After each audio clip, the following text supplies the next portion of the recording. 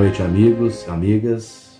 Mais uma vez, sejam muito bem-vindos a esta reunião virtual da Casa Espírita Adolfo Bezerra de Menezes, nosso lar. Nesta noite nós teremos como palestrante o nosso amigo Renner Ribeiro, que vem falar para nós sobre dinheiro e espiritualidade. Um companheiro que sempre nos atende aos nossos convites. Então nós o agradecemos de coração e pedimos à espiritualidade amiga que possa sempre estar com ele, orientando a sua jornada espírita, protegendo a sua caminhada, para que ele possa, no decorrer do tempo, através dos seus estudos, à luz da doutrina espírita, poder transmitir o seu entendimento desses conhecimentos tão libertadores. Nesta noite nós gostaríamos de voltar a falar do tema que a gente sempre já falou em outras reuniões, sobre a interação de todos nós com essa reunião. A divulgação dela, passar isso para o maior número de conhecidos, de amigos, porque o interesse do Espiritismo, essa é uma função de todo espírita, é fazer com que a doutrina chegue ao maior número de pessoas. Então, neste momento que ainda vivemos de restrição social, que a gente faça uso dessas ferramentas, que graças a Deus tem nos ajudado muito, para que esses conhecimentos cheguem ao maior número de pessoas. Então, é muito importante a gente digitar aí o joia, né, na hora que estiver assistindo a palestra, fazer a interação, os comentários ali naquele campo de comentários, e também repassar isso para os nossos conhecidos, os nossos amigos. Quando vocês receberem o link, façam aí 10, 15 minutinhos de pesquisa no seu celular e transmita para aqueles que conhecem, e pedindo que eles também possam assistir a palestra da noite, a mensagem da noite, e também participar das vibrações, dos passes à distância e da fluidificação da alma. Vamos então agora fazer a nossa prece de preparação, preparar o nosso íntimo, para que possamos absorver dessa reunião o máximo de informações possíveis que vão servir para nós no nosso dia a dia, durante a semana e também para o resto da vida.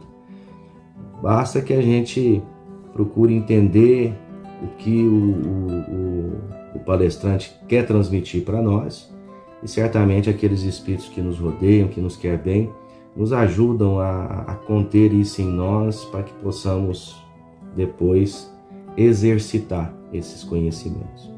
Vamos fechar os nossos olhos, elevar os nossos pensamentos a Deus, elevar os nossos pensamentos a Jesus Cristo, rogando por esta noite a todos nós, aonde quer que estejamos,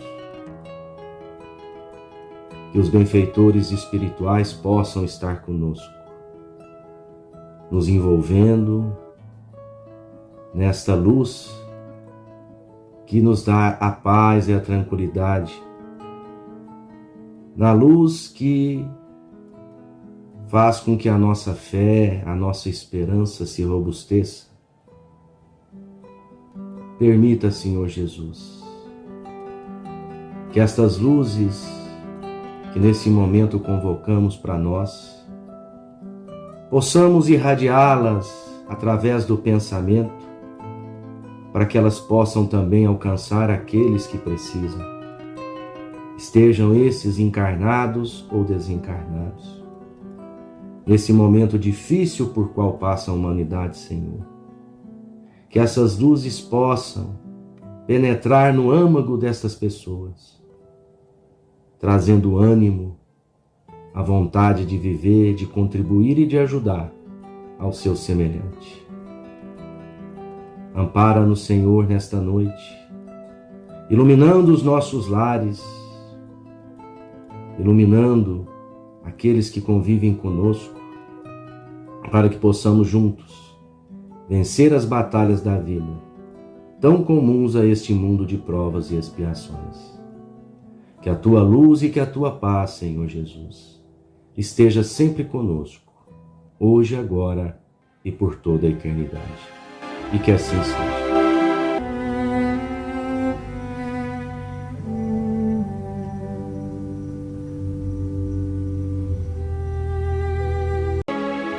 Mensagem da semana, do livro Sinal Verde, psicografia de Francisco Cândido Xavier. Divergências. Lembre-se de que as outras pessoas são diferentes e, por isso mesmo, guardam maneiras próprias de agir. Esclarecer à base de entendimento fraterno, sim. Polemicar, não. Antagonizar sistematicamente é um processo exato de angariar aversões. Você pode claramente discordar sem ofender, desde que fale apreciando os direitos do opositor. Afaste as palavras agressivas do seu vocabulário. Tanto quanto nos acontece, os outros querem ser eles mesmos na desincumbência dos compromissos que assumem. Existem inúmeros meios de auxiliar sem ferir. Geralmente, nunca se discute com estranhos, e sim com as pessoas queridas. Visto isso, valeria a pena atormentar aqueles com quem nos cabe viver em paz? Aprendamos a ceder em qualquer problema secundário para sermos fiéis às realidades essenciais. Se alguém diz que a pedra é madeira, é justo se lhe acate o modo de crer, mas se alguém toma a pedra ou a madeira para ferir a outrem, é importante argumentar quanto à impropriedade do gesto insano. André Luiz.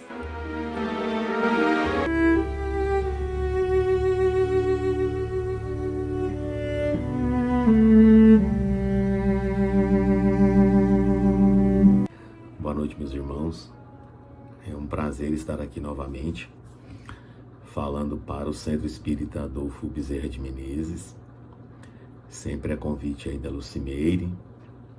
É uma honra poder estar aqui com vocês, dividindo um pouquinho do nosso estudo e dos nossos parcos conhecimentos. Eu vou falar hoje sobre um tema que me foi dado semana passada na FEEGO, e eu gostei desse tema. O tema se chama Dinheiro e Espiritualidade. Quando eu recebi esse tema, eu imaginei que a questão é possível ter dinheiro e espiritualidade? É possível a pessoa com dinheiro continuar evoluindo? Acho que é o primeiro questionamento que vem à nossa cabeça. E o Evangelho nos diz que sim. Não sou eu que estou dizendo. Quando a gente se propõe a divulgar a doutrina espírita, quando a gente se propõe a falar de espiritismo, a primeira coisa que devemos fazer é nos apoiarmos nas obras sérias. Primeiramente, no Evangelho de Jesus, na codificação, nas obras sérias de psicografia, como Chico Xavier, Ivone e outros mais, Divaldo. Então, aí sim, a gente vai estar transmitindo, mesmo que de maneira imperfeita, a fala e a visão de quem realmente entende do assunto, para não ficar algo pessoal. Vamos lá. No próprio Evangelho segundo o Espiritismo, nós temos um capítulo que só fala sobre riquezas, né? Que é o capítulo 16, não se pode servir a Deus e a Mamon, né? Que está lá no Evangelho de Mateus também, né? Depois do Sermão da Montanha, quando Jesus faz aquele discurso, né? E essa é uma das falas, né? Que foi tirada por Kardec ali para poder servir de título para esse capítulo que ele fala sobre as riquezas. E de início, o próprio Evangelho, depois de citar ali várias passagens, né? Do próprio Evangelho, ele vai dizer que sim, é possível sim ter dinheiro e espiritualidade. Vamos lá. No item 7, que se chama Utilidade Providencial da Riqueza, Provas da Riqueza e da Miséria. E ele vai dizer assim: se a riqueza houvesse de constituir obstáculo absoluto à salvação, se a riqueza fosse um problema dos que a possuem, conforme se poderia deduzir de certas palavras de Jesus, interpretadas segundo a letra e não segundo o Espírito, Deus que a concede teria posto nas mãos de alguns um instrumento de perdição, sem apelação nenhuma, ideia que repugna a razão. No Livro dos Espíritos, na questão 872 ou 73, eu não me lembro bem agora, Kardec vai nos dizer que o nosso livre-arbítrio, ele é definido quando a gente está no plano espiritual. Que é muito lógico isso, né, se a gente pensar. Porque quando a gente reencarna, a gente não tem o esquecimento do passado, imagina se a gente ia querer ser pobre. Todo mundo ia querer ser rico, né? Então, uma das coisas que a gente tem que considerar primeiramente é que a gente está aqui debaixo de uma situação escolhida de acordo com as nossas necessidades, de acordo com os nossos créditos, de acordo com os nossos compromissos de reparação, de arrependimento, de expiação e por aí vai. Então, Kardec vai dizer, né, através aí da fala dos Espíritos, que a riqueza além de não ser um problema, ela é serve de impulsão, porque ela proporciona o progresso através do trabalho, né? Mas a gente vai passar ali de novo pelo Evangelho segundo o Espiritismo. Vamos iniciar aqui pelo Evangelho de Jesus. Lucas, no capítulo 18 e no capítulo 19, ele vai falar sobre dinheiro, né? É bem bacana essa parte final aqui de Lucas, eu gosto muito. E no capítulo 18, no versículo 18, nós temos uma passagem bem famosa, bem conhecida, que é aquela passagem do jovem rico, aquele chamado aqui no Evangelho de príncipe, que aborda Jesus dizendo: bom mestre, que hei de fazer para herdar a vida eterna? Ele estava atrás de conhecimento, ele estava atrás de conselhos de Jesus, né? E Jesus já logo, né, eu acho que até de maneira enérgica, né, de maneira assim, quase com uma raiva sã, né, se for dizer assim, Jesus reprime ele. Por que me chamas de bom? Ninguém há que seja bom senão um que é Deus. Ninguém é bom senão Deus. E eu penso que Jesus falou isso, não foi de maneira vaidosa. Você está me chamando de bom? Que nada, bom é Deus, para com isso, né? Capaz que Jesus estava fazendo isso, né? Então, assim, eu gosto muito desse início,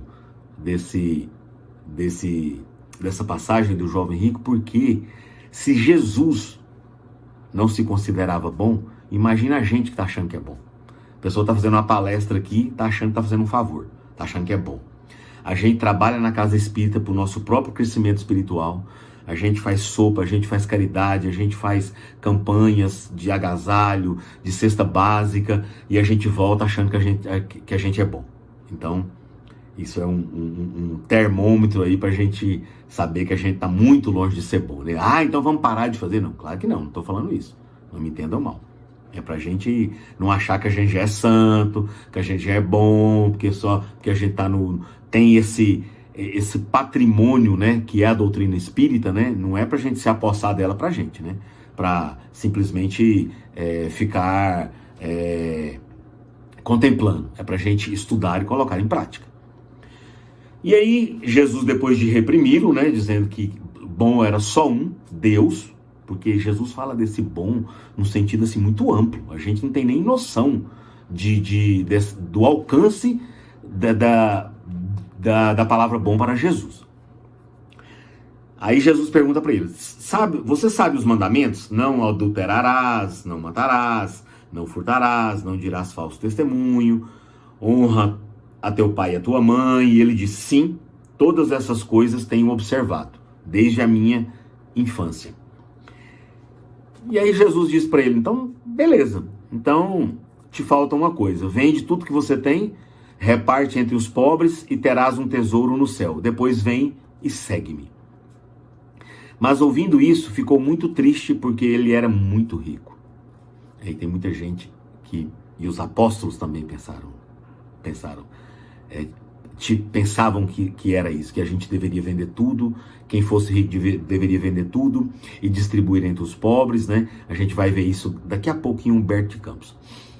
E aí, ele então vira as costas e vai embora, triste, né? Porque ele era muito rico. E aí Jesus vai dizer: quão dificilmente entrarão no reino de Deus os que têm riqueza. Porque é mais fácil entrar um camelo pelo buraco de uma agulha do que um rico no reino dos céus. Camelo que Jesus estava se referindo, né, só a título de curiosidade, era uma corda, porque as cordas para suportar as embarcações e os animais, elas eram feitas na época de pelo de camelo, do pelo do camelo, né? Então por isso que Jesus chamava a tradução aqui do hebraico, camelo nesse sentido é a corda, uma corda grossa. É mais difícil passar uma corda num buraco de uma agulha do que um rico entrar no reino dos céus. Mas, apoiado, né, nessa passagem, os apóstolos e muitas pessoas começaram a interpretar a riqueza ao longo dos séculos, né, de maneira equivocada. E eu vou citar aqui mais um exemplo para a gente ir comentando, porque logo depois disso, no Evangelho de Lucas, né, um pouco mais adiante, no início do capítulo 19, nós temos um capítulo que se chama Zaqueu. A história é muito conhecida de vocês, daquele baixinho que subiu na árvore em Jericó, porque ficou sabendo que Jesus ia passar por lá, e aí ele queria ver Jesus, porque ele tinha uma vontade muito grande, porque já deveria ter escutado falar sobre Jesus, né? Mas na obra Boa Nova, né, que é um dos livros de Humberto de Campos, pouco conhecido ainda, né, pelos espíritas, né, deveria ser muito mais estudado, muito mais valorizado. Temos passagens magníficas, né, sobre Jesus que não estão nos evangelhos, desdobramentos, né, de passagens do evangelho, que é o que a gente vai pegar aqui agora. No capítulo 23 do livro Boa Nova, nós temos uma passagem que se chama O Servo Bom. Tinha me esquecido aqui. O Servo Bom. Essa passagem vai falar sobre esse capítulo 19, porque a mensagem de Zaqueu só aparece em Lucas, né? Então, Humberto de Campos dá um desdobramento, nos dá uma amplitude maior, né? Sobre o que aconteceu nesse dia. Jesus sai a caminho de Jerusalém, na sua última peregrinação, e passa por Jericó. E passando por Jericó, aquela fila, né? Todo mundo já tinha recebido ali via WhatsApp, os discípulos já tinham postado ali no Instagram, no Facebook, estamos chegando, Jesus vai passar por aí e tal. Então aquela aglomeração, né? Porque podia, ainda não tinha coronavírus, não, estava aquela aglomeração esperando Jesus passar. Zaqueu era baixinho, subiu na árvore, e Jesus foi passando, olhou para ele e falou: Zaqueu, desce, que eu preciso estar contigo hoje. E preciso ir na sua casa. E aí, os apóstolos ficaram-se... Porque todo mundo conhecia Zaqueu, sabia que ele era rico, um cobrador de impostos, um publicano. Só que o que a maioria não sabia é que, além disso tudo, ele empregava várias pessoas.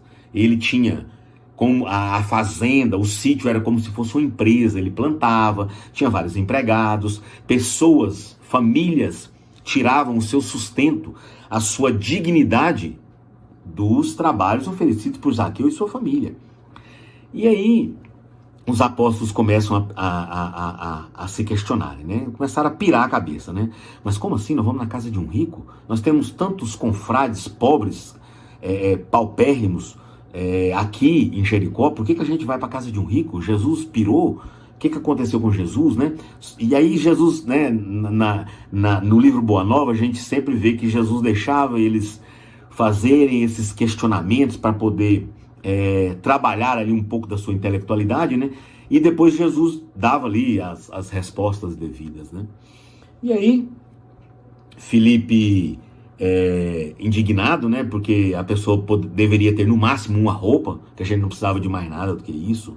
Tadeu achava que todo mundo deveria dividir tudo que tinha com os pobres, que a gente não precisava acumular nada. E ao mesmo passo que Levi, que era o mais intelectualizado, Mateus, ele trabalhava no cartório, na coletoria, sabia de todos os que tinham dinheiro, e ele pensava, começou a refletir. Sim, mas e os que se passam por pobres e são donos de várias propriedades e exploram o Estado? Né? Então aí a gente vê ali a diferença entre os discípulos. E depois de tantos questionamentos, de tantas perguntas, quando eles estavam quase pirando, né? Jesus vai e diz uma frase sensacional. Ele diz assim para os apóstolos, depois que eles perguntaram: as riquezas não eram condenadas pelo Evangelho? Por que não nos hospedamos na casa de algum amigo simples e humilde? Poderia alguém servir a Deus e ao mundo dos pecados? E aí Jesus vai dizer: amigos, porque ele sempre disse, né, que o maior título que a gente poderia ter para com o outro era o de amigo, né? Amigos, acreditais porventura que o Evangelho tenha vindo ao mundo para transformar todos os homens em miseráveis mendigos? Olha só. Qual a esmola maior? A que socorre as necessidades de um dia ou a que adota providências para a vida inteira? Olha só.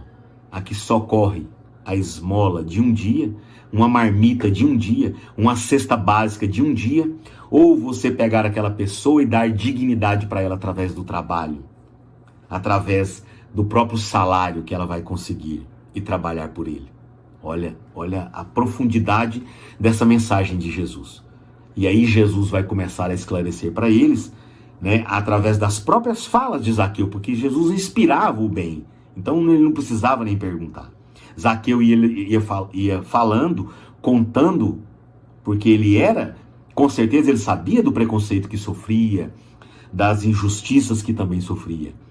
E aí Jesus ia dizendo: bem-aventurado Zaqueu, que maravilha, me regozijo em você. Ele contando das famílias que trabalhavam, das pessoas que o buscavam, de quantas pessoas estavam empregadas. E mais, a partir de hoje, vou doar metade do que eu tenho, e aos que eu prejudiquei darei 4 vezes mais. Jesus disse: bem-aventurado és tu, Zaqueu, porque a felicidade chegou na tua casa. Olha que maravilha. Em momento nenhum Jesus disse para ele: vende tudo que você tem, me segue, dê tudo para os pobres, joga a sua família na rua, vende a sua casa. Porque no próprio Evangelho segundo o Espiritismo, os Espíritos nos dizem que se tudo fosse feito dessa maneira, em pouco tempo voltaria a ser como é. Porque nem todos têm a experiência de lidar com o dinheiro. Porque para lidar com o dinheiro é preciso ter trabalho. É preciso ter trabalho. E aí, na psicografia de Tolstói também, através de Ivone Pereira do Amaral, nós temos o livro Ressurreição e Vida, que nós temos bem no início dele uma passagem sobre Zaqueu. Muito interessante. Aqueles que não leram, não estudam Ivone, é muito bacana vocês procurarem essa passagem. Ele vai dar um desdobramento, que depois, né, que Humberto Campos não nos diz isso, mas Ivone nos traz que depois que Zaqueu tem esse encontro com Jesus, imediatamente ele passa a segui-lo. Ele não conseguiu mais ficar sem o mestre. Ele acompanha a crucificação, tenta se aproximar dos apóstolos, mas assim como aconteceu com Maria de Magdala, e até mesmo com Saulo, né, no início da sua jornada, eles também não o aceitam. E aí, depois de peregrinar atrás de vários pregadores, inclusive dos apóstolos, sempre escondidinho, ele tem um encontro com Paulo de Tarso. Paulo, passando por Jerusalém, encontra com Zaqueu. Depois de uma pregação, Zaqueu busca por ele, e aí em conversa com Paulo de Tarso, Paulo diz para ele: mas você não precisa seguir ninguém, você teve um encontro com Jesus, Jesus se hospedou na sua casa, você tem informações para poder divulgar o evangelho para o resto da sua vida, vai, não percas tempo. Olha só como era esse esse apóstolo, né? Esse sensacional, né? Paulo de Tarso. Então a gente vê, né, que Jesus nunca condenou, né, a riqueza, né? Jesus condena o pecado. O pecador precisa de tratamento, né?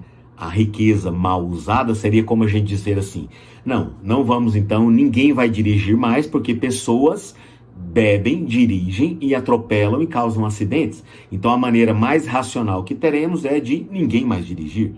Seria algo assim ridículo, né?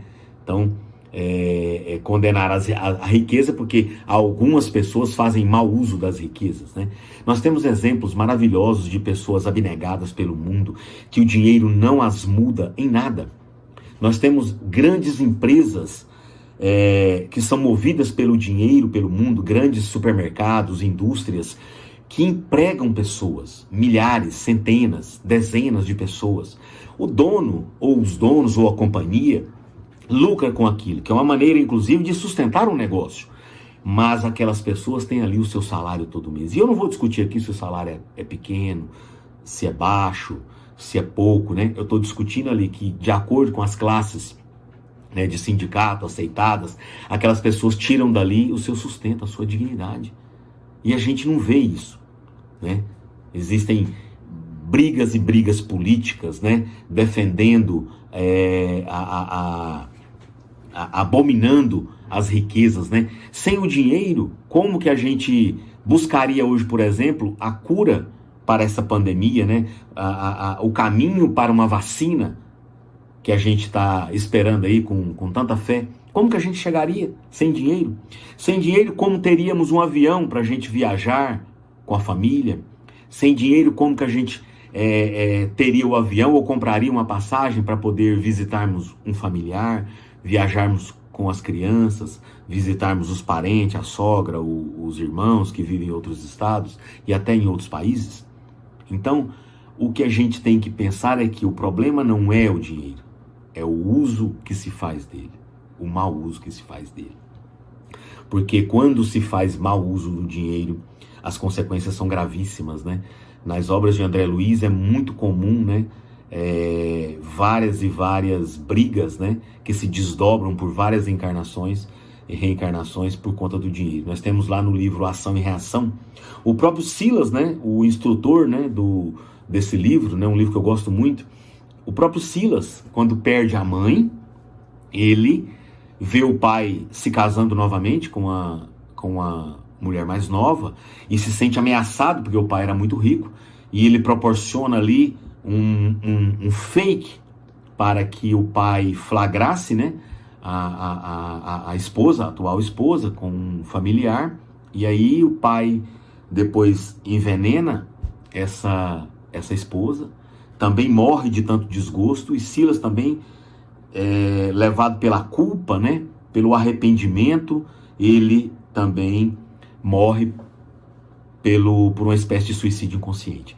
Então olha só o desdobramento por conta do dinheiro, por conta da avareza. Nós temos nesse próprio livro a história dos três irmãos, né, Antônio Olímpio, Leonel e Clarindo, né, que o pai morre e Antônio Olímpio, vendo aquelas terras, aqueles bens, né, ele pensa assim: por que eu não vou ficar com isso aqui sozinho, não vou dividir isso não. Dá uma espécie de tranquilizante, né, de sonífero para os dois irmãos, coloca-os no barco para poder entrar numa represa e empurra-os dentro daquela represa e os dois morrem afogados. E daí em diante a vida dele é só desgraça, perseguição, obsessão, e ele entra num processo de desencarnação horrível, horrível, né, que vai causar um arrependimento muito grande depois. Temos várias histórias, né, nas obras de André Luiz, dos desdobramentos do dinheiro quando ele é mal usado, né? E temos também cenas fantásticas, né, envolvendo pessoas de dinheiro no próprio Evangelho, né? O próprio Saulo, né, que era um juiz, né, uma pessoa rica, de família rica, poderoso, em busca de Ananias, né, na cidade de Damasco, ele tem aquele encontro com Jesus e nunca mais volta a ser Saulo, né? Dali em diante ele se torna um pregador, o divulgador do Evangelho, né? Que seria de nós hoje sem Saulo, né? Sem Paulo, né? O apóstolo. Maria de Magdala, riquíssima, bonita, sensual, desejada pelos homens, encontra com Jesus e imediatamente, instantaneamente, ela abandona tudo e vai, primeiramente tenta, né, como eu havia dito, que os apóstolos aceitassem, né, e como eles não aceitam, ela vai então em busca dos filhos do mundo, né, que Jesus disse para ela, sugeriu para ela, né, e termina no Vale dos Leprosos, e ainda consegue ver Maria de Nazaré antes da sua morte, né, em Éfeso. Então são histórias muito bacanas. A própria Joana de Cusa, né, que procura Jesus, era uma mulher rica, né, de posses, de vários empregados, e depois que o marido morre, ela se torna empregada, né, isso está lá no livro Boa Nova também, né, e continua seguindo Jesus até os últimos dias de sua vida, né. Então olha que personalidade fantástica, né. Nenhum deles, né, foi preciso que Jesus dissesse, não, assim como disse para o jovem rico, né. Nenhum deles foi preciso que Jesus dissesse isso, foi instantâneo, né? O próprio São Francisco de Assis, né? Que coisa linda, né? Que espírito maravilhoso, né? Que depois que ele tem esse encontro, que ele entende ali aquele chamado, ele abandona a família, né? Família muito rica, e vai atrás da reconstrução da igreja, conforme ele havia escutado, né? Então são muitos e muitos exemplos, né? No Livro dos Espíritos, né, na questão 926, também tem uma passagem muito bacana, né, que os Espíritos nos dizem que o mais rico é o que tem menos necessidade. Porque talvez a gente vai pensar assim, quem que é o mais rico da sua cidade, da sua família, do seu trabalho, ou do mundo, ou do Brasil, né?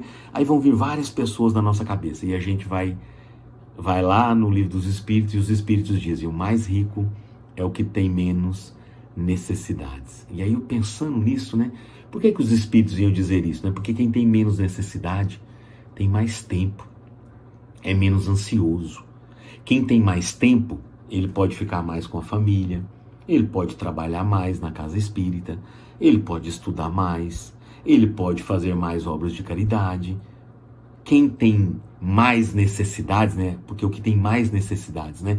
Eu preciso trocar minha casa, preciso trocar meu celular, preciso trocar meu carro, eu preciso viajar, eu preciso ir para tal lugar, eu preciso comprar uma roupa, eu preciso comprar um relógio. Quem vive nessa ansiedade, né? Quem vive nessa ansiedade é de uma pobreza espiritual muito grande, porque ele não tem tempo nem para si mesmo, né? Por isso que os Espíritos nos dizem, o mais rico é o que tem menos necessidade. Você está feliz com o que você tem. Não que você não possa melhorar um pouco materialmente também, isso não tem problema nenhum. Mas a pessoa é feliz com o que tem, ela não é invejosa, ela não é avarenta, ela divide o pouco que tem, ela divide o seu tempo, que é o bem mais caro que a gente tem. Então isso sim, né? O mais rico é o que tem menos necessidades. E eu lembro de uma história de Bill Gates. Antes dele ser o Bill Gates rico, dono da Microsoft, bilionário, um dos homens mais ricos do mundo, numa viagem, né, provavelmente paga pela empresa, né, e nos Estados Unidos voos sempre foram muito baratos, ele, numa banca de jornal, num aeroporto, lendo o jornal, e aí escutou a chamada para o seu voo, e então deixou o jornal ali, e o dono da banca o chamou, senhor, o senhor não vai levar o jornal? E ele disse, não, eu estou sem dinheiro. Não, o senhor pode levar o jornal, não tem nenhum problema. Não, mas eu não vou levar o jornal, você vai ter um prejuízo. Ele, não tem nenhum problema. Eu estou te dando esse jornal, tirando do meu lucro. Eu não estou tomando prejuízo. Ele aceitou o jornal e foi-se embora. E isso aconteceu por 2 vezes naquele mesmo aeroporto com aquela mesma pessoa. E ele sem dinheiro. Quando ele ficou rico, ele se lembrou dessa história e quis muito retribuir aquele senhor. E aí ele conseguiu encontrá-lo e ofereceu para aquele senhor o que ele quisesse. O senhor pode me pedir o que o senhor quiser. Aí ele disse, Bill Gates, você está querendo se colocar na mesma posição em que eu estava? Você esperou para me dar alguma coisa quando você é o homem mais rico do mundo. Hoje é fácil. Eu te dei um jornal quando eu só tinha uma banca de jornal. Bill Gates ficou fascinado com essa resposta. E nós esperamos ganhar na Mega Sena para a gente poder comprar uma cesta básica para dar no final do mês. Ah, se meu salário aumentar, se eu for promovido, eu vou comprar 10 cestas e vou levar no centro espírita, ou em algum outro projeto que eu conheço. Ah, se eu ganhar na loteria, eu vou dar 5% para os pobres. 5%, imagina. Você não tem nada e quer dar 5% do que você nem tem. Então, olha só, né, essa mensagem, né, da pessoa deu, o óbolo, né, da viúva, né, em tradução, né, porque a nossa vida ela é rodeada pelo Evangelho. Estamos sempre vivendo o Evangelho. Jesus não trouxe nenhuma novidade. Ele apenas nos abriu os olhos daquilo de bom que a gente poderia fazer. E que alguns já faziam, inclusive, né. Então, isso é Evangelho, né. Então, a pessoa deu do pouco que ela tinha, né, o óbolo da viúva, né. E o Bill Gates já não poderia mais fazer a mesma coisa, porque para ele não significaria a mesma coisa, né? Então, a gente já buscando aí o encerramento, vamos repassar aqui alguns tópicos do próprio Evangelho segundo o Espiritismo que tem os títulos, né? Os subtítulos, né? Desigualdades das riquezas, né? Eu falei sobre isso, né? A questão do livre-arbítrio, que a gente escolhe do lado de lá, e tem também lá no capítulo 5 do Evangelho segundo o Espiritismo, né, do Bem-aventurados os Aflitos, nós temos lá as causas anteriores das aflições também, né? Muito do que a gente está passando aqui hoje está ligado ao passado, né? Porque para muitas pessoas a miséria, a mendicância é um sofrimento, né? É uma aflição muito grande. E aí, né? Por que todos não possuem, né, a mesma quantidade de dinheiro, de riqueza, de bens, né? Por não serem todos igualmente inteligentes, isso aqui é o Evangelho que está dizendo, sou eu não. Por não serem todos igualmente inteligentes, nem igualmente laboriosos, nem igualmente ativos para adquirir os bens, nem sóbrios, previdentes para conservá-los. Porque também muitas pessoas ganham, mas não conservam. Inclusive gastam mais do que ganham. E aí reclamam que não possuem dinheiro, mas vivem endividadas porque sempre gastam mais do que ganham. Para uns a riqueza é uma prova de caridade e de abnegação. Como eu disse, existem pessoas maravilhosas, riquíssimas. O dono daquele curso de inglês, das suas empresas, o Wizard, né?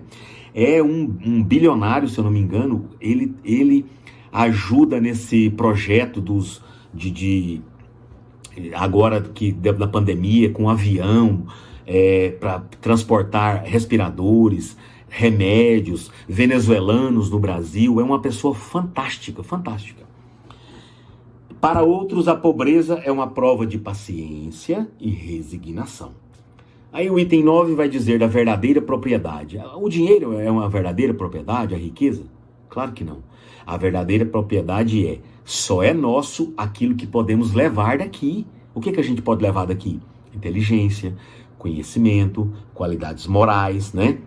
E aí tem uma mensagem de Blaise Pascal maravilhosa nesse item, que é: os lugares aqui no plano espiritual não se compram. E temos uma outra mensagem também. Alivia primeiro, depois procure saber se o trabalho, conselhos, afeição não serão mais úteis do que a sua esmola. A gente passa 30 anos levando cesta básica num lugar, 40 anos num projeto, vai ao centro uma vez por mês, uma vez por semana, e a gente não muda a vida de uma pessoa naquele lixão, naquela periferia. A gente não arruma um emprego para um familiar daquelas famílias. Tem alguma coisa errada. Tem alguma coisa errada. Aí vem o item 11, riqueza bem empregada, quando dela resulta um bem para o outro. Ela é bem empregada, né? Como os exemplos que eu dei. Quando ela gera emprego, daquele emprego pessoas sobrevivem através dela, né? É um dever da sociedade prevenir a miséria, sim, né? Então, quando dela sai um bem, né? É a utilização ótima, né? Da riqueza. E aí nós vamos ter essa mensagem, né? Que eu acabei de dizer, né? Que é de Fenelon, né? Transformai a esmola em salário. A gente começa com a esmola, mas a gente tem que mudar a vida de pelo menos uma pessoa na nossa encarnação. Nós não podemos ficar 30, 40 anos indo até um lixão, a uma periferia, e se a gente não acolher, não conseguir um emprego, mesmo que eu não tenha uma empresa, mas eu consigo uma indicação para uma empresa, eu consigo pegar um filho daquele, que eu descobri que ele tem o dom do estudo, da pintura, ou de alguma outra coisa, e vamos através de alguns amigos ou da pessoa que tiver melhor condição, vamos ajudá-los. É isso que a gente tem que fazer. É o que está fazendo hoje a ONG Refúgio 343 com os venezuelanos. Acolhem-nos lá em Macapá, no Amapá, né? E acolhem-nos lá no norte do país, onde eles entram, tiram todos os documentos e depois que conseguem empregos pelo Brasil, eles são espalhados pelo Brasil. Claro que é uma quantidade muito pequena, porque vários estão por aí pelas ruas, inclusive de Goiânia, que vêm por conta própria, né? Não é essa ONG é apenas um feijãozinho, né? Um grãozinho de areia no oceano, mas que está fazendo um trabalho belíssimo. Ele está transformando a esmola em salário. O desprendimento dos bens terrenos, né? Haroldo fala muito sobre isso nas suas palestras, né? Que pessoas riquíssimas se desencarnam e sobem, né? Se elevam tranquilamente, ao passo que outros, né? Pobres, que desencarnam agarrados a um sofá, ou uma camisa, ou a um vestido, né? Então, isso não tem, a elevação não tem nada a ver com o dinheiro e nem com não tê-lo, né? São coisas totalmente diferentes, né? Então é isso, meus irmãos, né? No livro também, no Céu e Inferno, né? Encerrando aqui, né? Caminhando para o encerramento. No livro Céu e Inferno, que é um livro muito pouco conhecido dos espíritas também, é um livro maravilhoso, né? Um livro que vem após o Evangelho segundo o Espiritismo, né?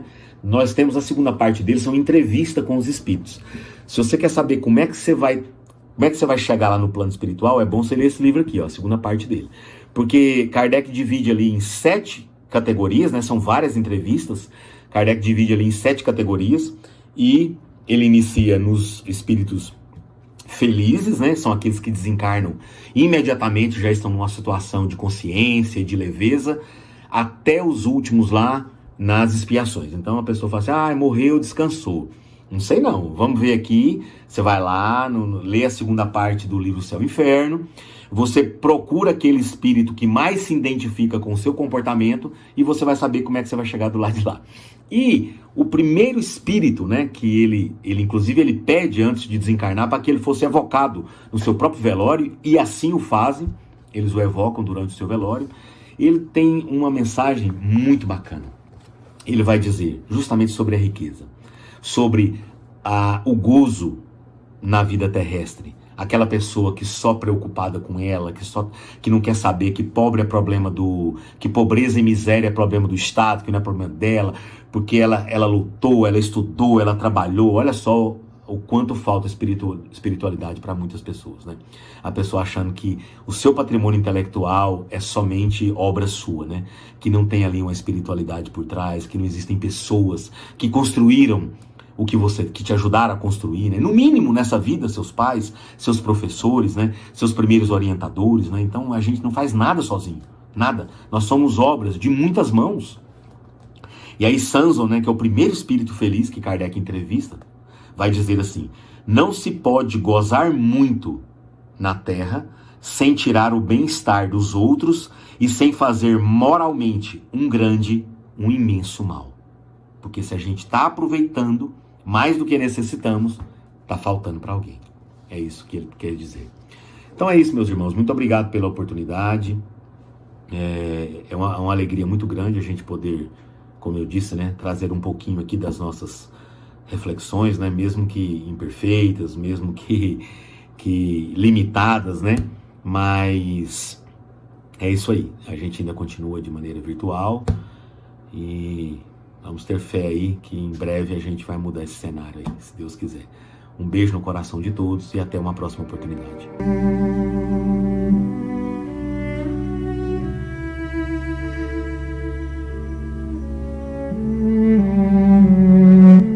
Olá, meus irmãos. Já colocaram a água aí do lado para ser fluidificada? Não se esqueçam. A água fluidificada, ela sempre nos traz a energia que necessitamos durante a semana e nos faz mais próximos da espiritualidade. Então vamos fechando os nossos olhos, vamos acalmando, respirando profundamente.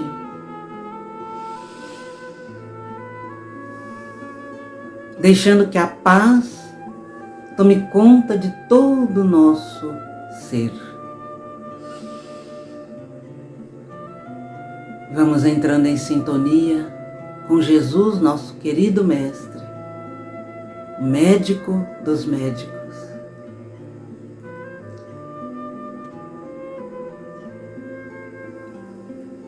Senhor Jesus, que nós possamos, nesse momento, comungar contigo do teu amor, da tua luz, da tua energia maravilhosa. Que tenhamos, Mestre, a consciência de que nós podemos estar contigo em todos os momentos de nossa vida. E nesse momento do passe, queremos receber as tuas energias, o teu amor. Queremos estar plenos da tua luz, atuando em cada um de nós. Que toda a energia possa ser transmutada em fluidos que possam nos refazer física e espiritualmente. Que possa curar as nossas dores, nossas enfermidades, mas acima de tudo que possa curar o nosso espírito de toda e qualquer mágoa, toda e qualquer tristeza que possa estar atrapalhando o nosso coração. Senhor Jesus, nós temos certeza que nesse momento o Senhor está muito próximo de Ti, muito próximo do nosso Pai, o Criador, muito próximo de cada um de nós, dos nossos corações, da nossa mente, do nosso espírito, nossa alma. Obrigado, Senhor Jesus, por Tua presença tão viva em nossa vida.